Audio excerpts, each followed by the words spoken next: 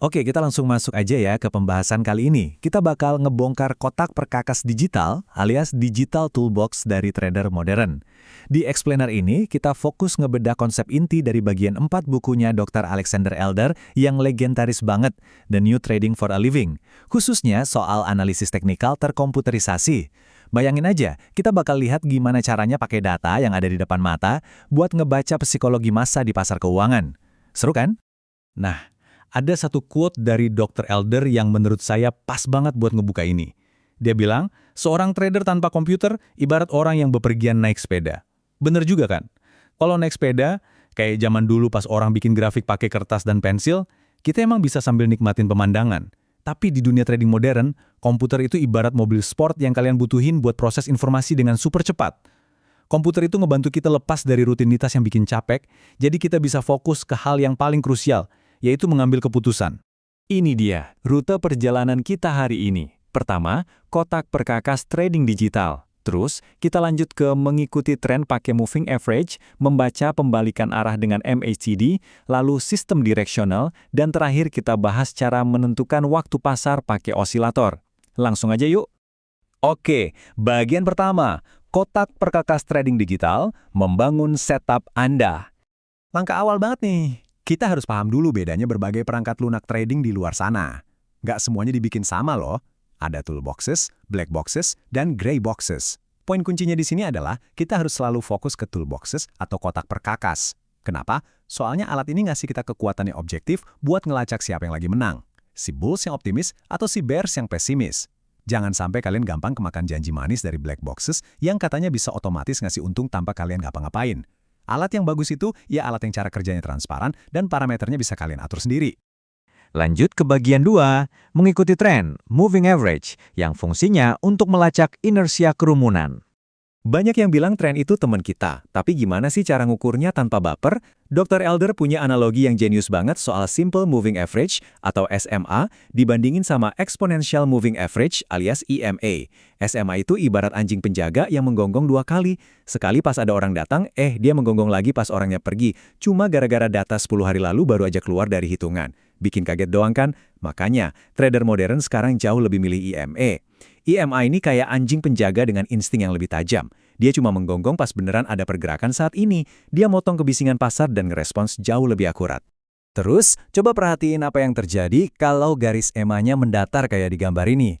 Kalau kalian lihat, EMA cuma jalan lurus atau sedikit bergelombang aja. Itu ngasih tahu kita kalau kerumunan di pasar lagi bingung. Mereka kehilangan arah. Nah, aturan emasnya, kalau pasarnya lagi nggak ada tren alias sideways, ya jangan maksa pakai metode pengikut tren, mending minggir dulu. Masuk ke bagian 3, membaca pembalikan arah dengan MACD. Jadi, kita udah bisa baca tren pakai MA. Pertanyaan selanjutnya, gimana caranya kita tahu arus pasar bakal berbalik arah sebelum harganya benar-benar anjlok atau meroket? Jawabannya ada di MACD. Kedengarannya emang rumit ya, tapi intinya simple banget. Ini cuma alat bantu buat nentuin apakah pasar itu lagi overvalued atau undervalued. Caranya, dengan mengukur jarak antara nilai konsensus jangka pendek sama jangka panjang dari kerumunan pasar. Aturannya juga gampang banyak buat diikutin. Kalau garis MACD yang cepat memotong ke atas garis sinyal yang lambat, itu waktunya kita masuk posisi long atau beli. Sebaliknya, kalau garis cepatnya memotong ke bawah garis lambat, kita ambil posisi short atau jual. Dengan ngikutin persilangan ini, kita bisa trading searah sama arus pasar secara objektif. Garis motong ke atas berarti bulls ambil alih, motong ke bawah bears yang berkuasa. Nah, ini bagian yang paling saya suka. Perhatiin deh indikator MACD histogram di bagian bawah grafik ini. Ini nunjukin fenomena yang namanya divergensi.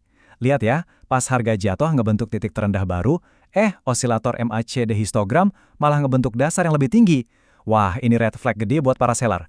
Ini tandanya biarpun harga kelihatan turun, momentum penurunannya itu udah kering, bensinnya udah habis. Dan seringnya, ini jadi sinyal pembalikan arah pasar yang masif banget. Sekarang, kita ke bagian 4, sistem direksional, mengukur kekuatan tren. Kadang kita udah nemu nih trennya, tapi kan kita harus tahu, tren ini cukup kuat nggak sih buat kita masukin modal? Jangan sampai kita baru lompat masuk, trennya malah mati. Disinilah ADX berperan. ADX ini kerjanya persis kayak speedometer. Dia nggak peduli harganya mau naik atau turun. Dia cuma ngukur seberapa kuat dominasi bulls atau bears saat itu. Coba lihat garis hitam ADX di grafik bawah ini. Kelihatan kan dia naik tajam banget pas jarak antara dua garis arahnya makin lebar? Nah, pas ADX nanjak naik kayak gini, itu adalah konfirmasi mantap kalau tren yang lagi terjadi bakalan terus berlanjut. Ini ibarat lampu hijau buat kalian nunggangin tren tersebut. Akhirnya kita sampai di bagian 5, menentukan waktu pasar dengan osilator. Ini buat nyari titik ekstrim dalam psikologi massa. Kita buka kompartemen terakhir dari kotak perkakas kita. Kalau moving average tadi jago ngikutin tren tapi lambat ngerespon, osilator ini bertindak sebagai sistem peringatan dini. Alat kayak stokastik dan RSI ini fungsinya kayak termometer. Dia ngasih tahu kita kalau emosi kerumunan udah dorong harga terlalu jauh, ngasih tanda kondisi overbought atau oversold di mana pegas psikologis pasar udah siap banget buat mantul balik. Lihat deh gimana stokastik nangkep titik-titik balik penting ini. Panah hijau itu nunjukin sinyal beli yang keren banget pas garis indikatornya turun jauh, lalu ngebentuk dasar yang lebih tinggi, dan berbalik arah memotong ke atas garis referensi bawahnya. Itu ngasih tahu kita kalau aksi jual yang panik emang beneran udah kehabisan tenaga. Konsep yang sama juga dipakai sama Relative Strength Index, atau RSI. Bedanya, RSI ini pakai garis referensi horizontal yang kaku, biasanya di level 30 dan 70, buat ngebingkai momen-momen kelelahan pasar secara visual. Kalau RSI udah nembus angka 70 ke atas, pasarnya lagi mendidih karena terlalu banyak optimisme yang nggak masuk akal. Tabel ini ngerangkum aturan main dari Dr. Elder dengan sangat jelas. Ingat ya, jangan pernah langsung lompat masuk pas indikator baru aja nyentuh zona ekstrem. Kuncinya, tunggu sampai indikatornya terpental balik dari zona ekstrem itu. Entah itu naik nembus garis bawah atau turun nembus garis atas. Itu buat ngebuktiin kalau demam emosi kerumunannya benar-benar udah reda. Alat analisis teknikal itu emang luar biasa tangguh buat ngebaca psikologi massa. Tapi pada akhirnya, gak ada satupun alat yang bisa gantiin kedisiplinan dan penilaian pribadi kalian. Sebagai penutup explainer ini, saya mau ninggalin satu pertanyaan menohok dari Dr. Elder buat kalian renungin. Kalau mesin black box atau sistem trading otomatis itu beneran bisa nebak pasar secara ajaib secara konsisten, kenapa penciptanya repot-repot ngejual sistem itu ke kalian? Bukannya mending dia pergi santai-santai ke pantai Tahiti dan hidup kaya raya dari untungnya sendiri? Coba pikirin deh. Sampai ketemu di pembahasan selanjutnya.